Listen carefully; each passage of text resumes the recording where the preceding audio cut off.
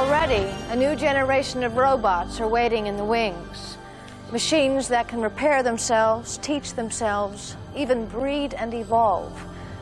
One day we may end up sharing the planet with machines that are not only stronger than us, but more intelligent.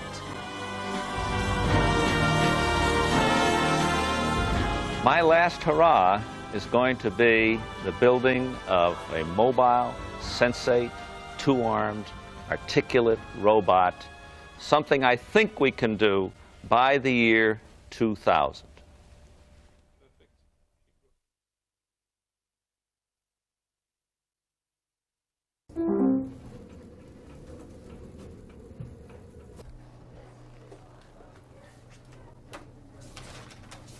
He's planning its route. It's looking into the map and saying, how do I do this whole route that you want me to do, which goes to the library and so forth, and away it goes.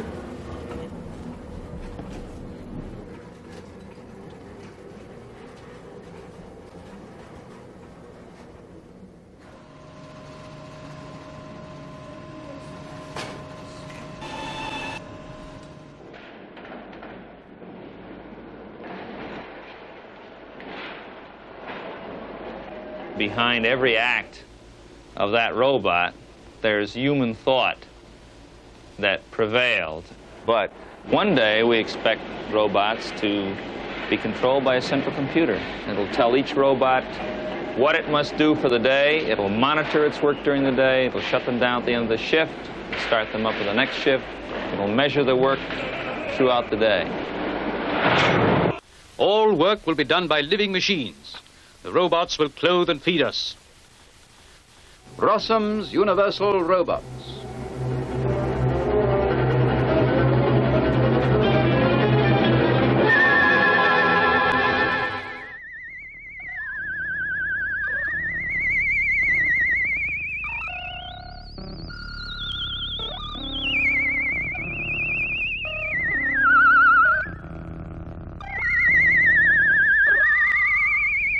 So far, robots have remained glued to the factory floor. All brawn and no brain. So how close are scientists to building the robot of science fiction? The robots that can walk, talk, and hold things. Could they achieve in decades what's taken human evolution millions of years?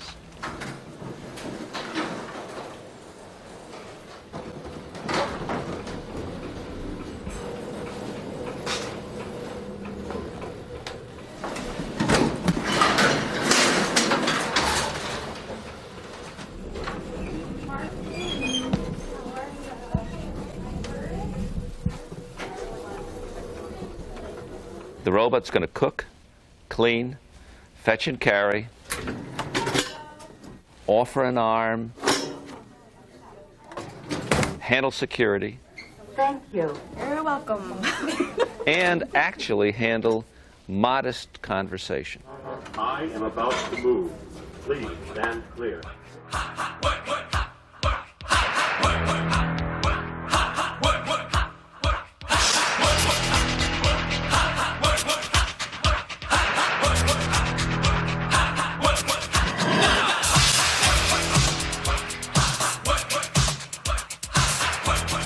In the future, robots will become our farmers, soldiers, builders, surgeons. They will clean our homes, clean our environment, and become our partners and agents in life.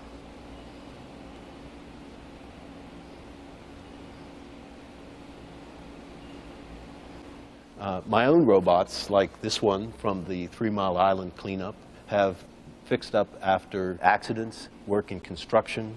While we're sitting here, I have trucks with no operators in them driving in commercial mines to haul materials. But I think we'll go far beyond that. I'm RB34. Right, Hargraves, I'll take it from here. Right, Mr. Rush. You ought to come with me. Very good, sir.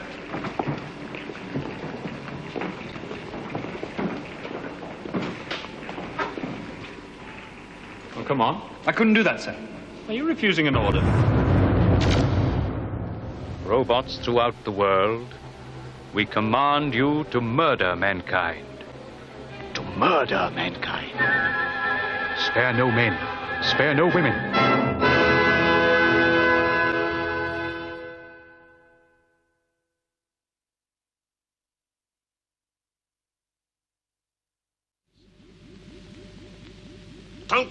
touch me, you filthy robot!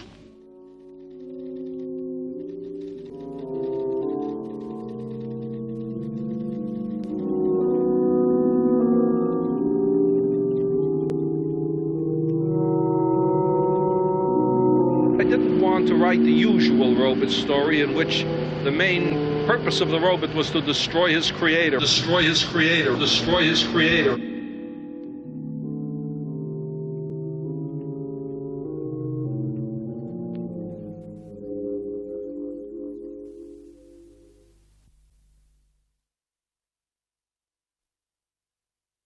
Asimov's 3 laws of robotics. The first law is as follows. A robot may not harm a human being or through inaction allow a human being to come to harm. The second law of robotics is that a robot must always obey a human being unless it's in conflict with the first law. In other words, a robot can't be ordered to kill a human being. And the third law of robotics is that a robot must never let itself come to harm. After all, it's an expensive piece of equipment. Unless that violates rules 1 or 2. Fire.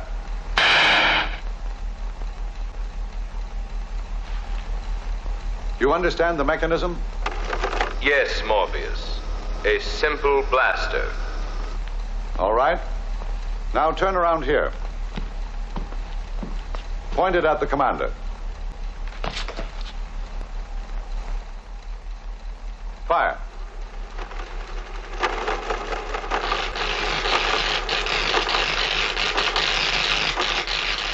You see, he's helpless, locked in a sub-electronic dilemma between my direct orders and his basic inhibitions against harming rational beings. Cancelled. But the new breed of clever robots wouldn't exist but for one of the great unforeseen inventions of the 20th century. It all started exactly 50 years ago. Are people becoming obsolete? A giant electronic brain has started cogitating at the University of Pennsylvania.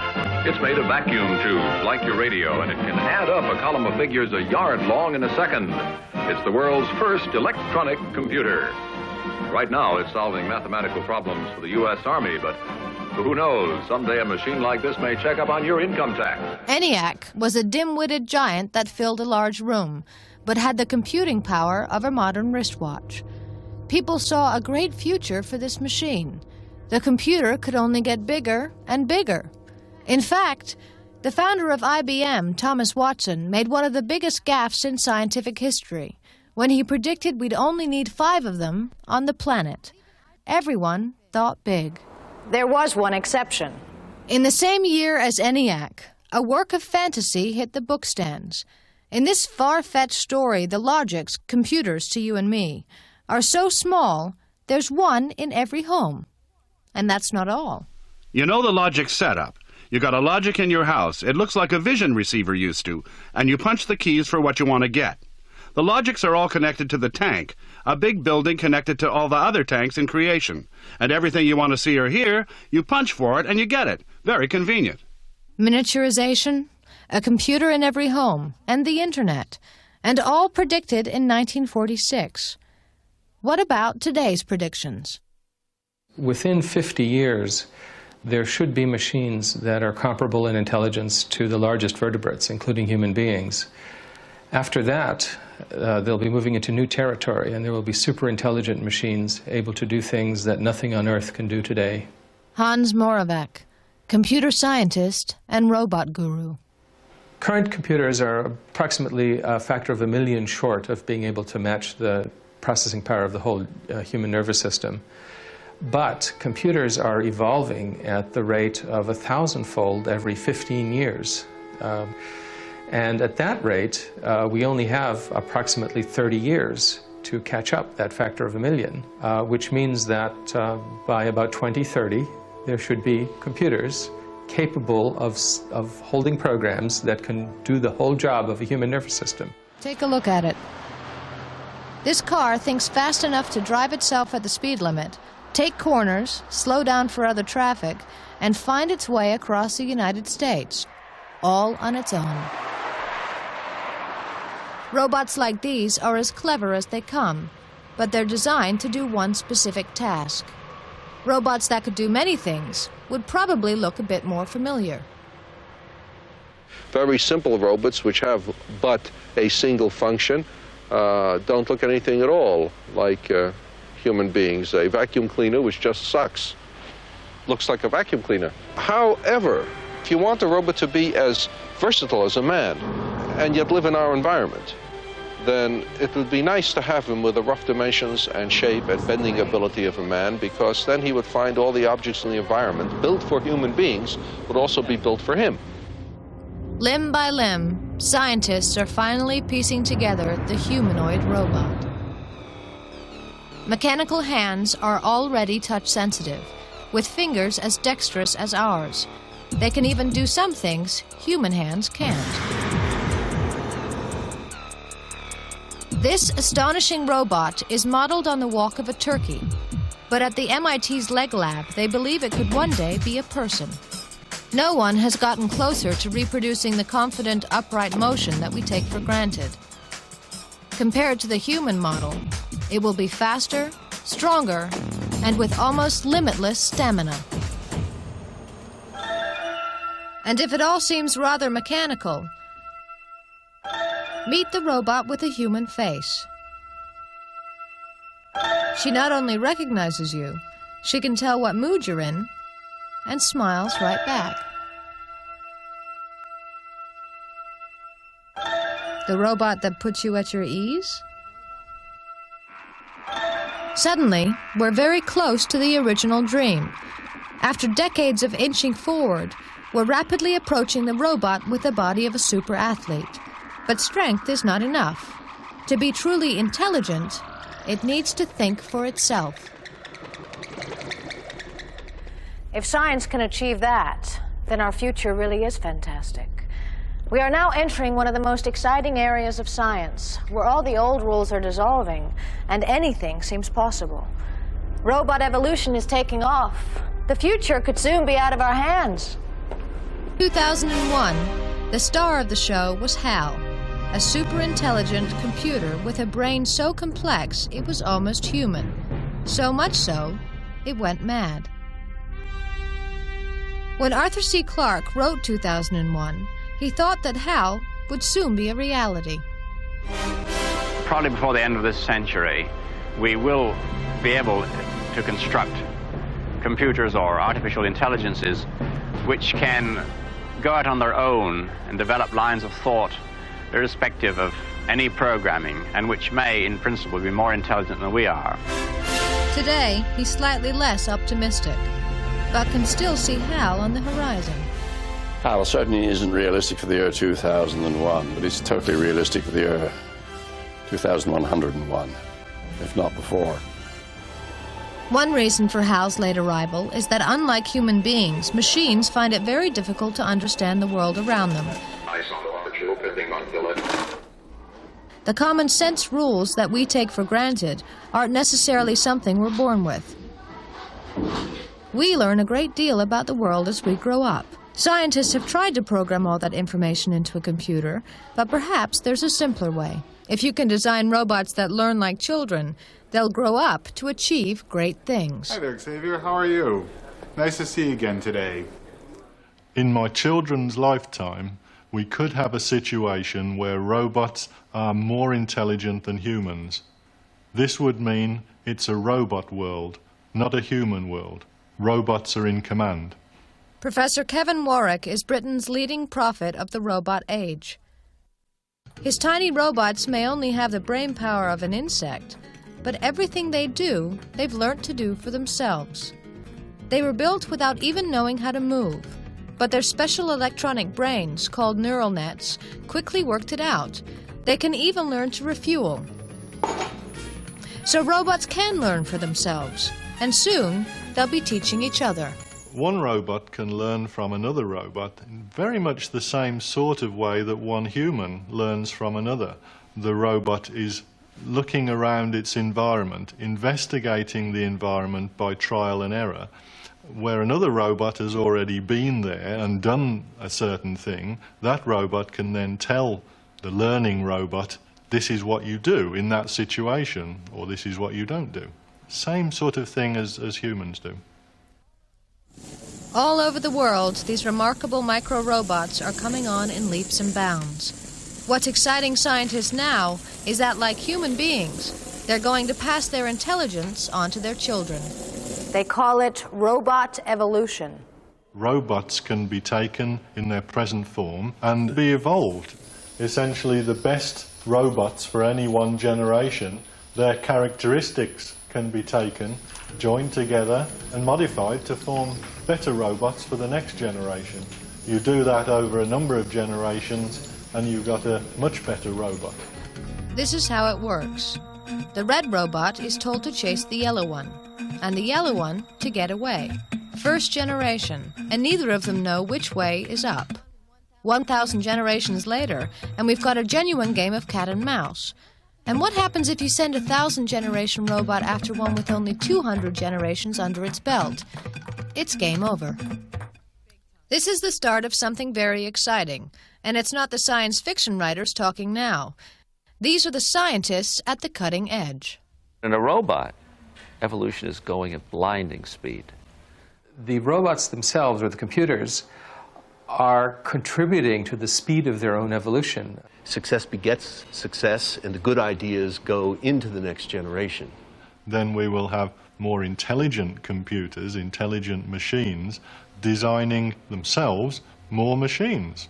And as the machines become more intelligent, they will contribute more and more to their own evolution. It gets out of our control very quickly. Is anything beyond them? The human body is able to repair itself, even in the most delicate organ of all, the brain. Millions of neurons reroute messages to bypass damaged tissue. Surely machines will never be able to do that. Think again.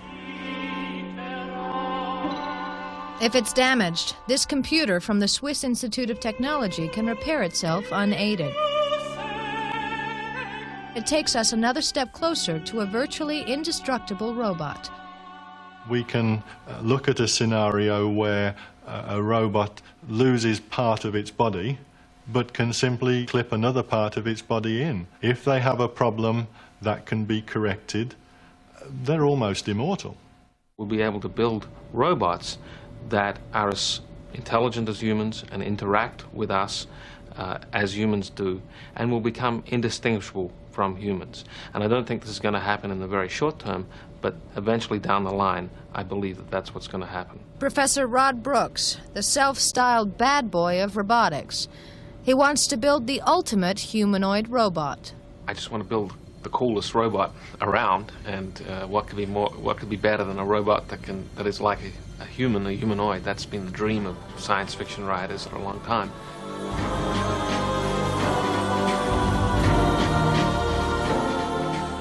Cog is a very complex robot. It has a head which is with eyes on it. It's got actually 2 cameras in each eye so that it can see a wide field of view and a very narrow field of view, such as we do. Right now it only has 1 arm, but it will soon have a 2nd arm. It's an arm that we can interact with, unlike a conventional robot arm. It's rather springy and compliant. It's got lots of sensors, and it needs those to be able to interact with people and do the sorts of things that humans can do in the world. And we're trying to have the system learn all those things as humans learn them, so that it has the sorts of performance that a human has. And guess where he got his idea from? When I was a teenager, the movie 2001 came out. In the movie, HAL was turned on on January 12th, 1992. And that date came by, and I realized we didn't have a HAL or anything like that on the horizons. In fact, I had a 0th birthday party for HAL at my house, and all my students came. We had cake and champagne. And then I got to thinking, well, maybe I should try and make HAL. And that was really the inspiration for COG. At the moment, COG incorporates all the best robots from around the world. As new advances emerge, COG will absorb them. The idea is he'll never stop growing. One day in the future, robots may see COG as their distant ancestor.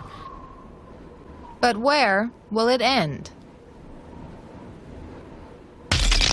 In the Terminator films, our future is dominated by killer robots. Not much sign of Asimov's 3 laws here. Surviving humans wage a desperate war against the machines they have created. If the robots we create do become more powerful and more intelligent than us, the fundamental question is, will they act for good or evil? A lot of people are afraid of the idea of robots taking over the world and moving around in the world and being something different. And I think this is part of the long history of humans having to give up their center of the universe. Could it not be that a machine, having grown more intelligent than man, could also become more ethical, can also become gooder? Could he not take measures to ensure man's well-being, not because we command him to, but because he wants to? Originally, we had to give up the notion that the Earth was the center of the universe. More recently, with Darwin, we had to give up the idea that we were fundamentally different from animals. Now, as we're starting to look at intelligent robots, we have to give up the idea that maybe we're the supreme intelligence here on Earth, and we may end up happier. Gooder. Taking over the world. The visionaries may be right after all. One day in the not-so-distant future, robots will take their place alongside us. Ultimately, they may see us as weaker and less intelligent. When that happens, we can only hope they look kindly on their creators, and that we find a way to live together and share our fantastic future.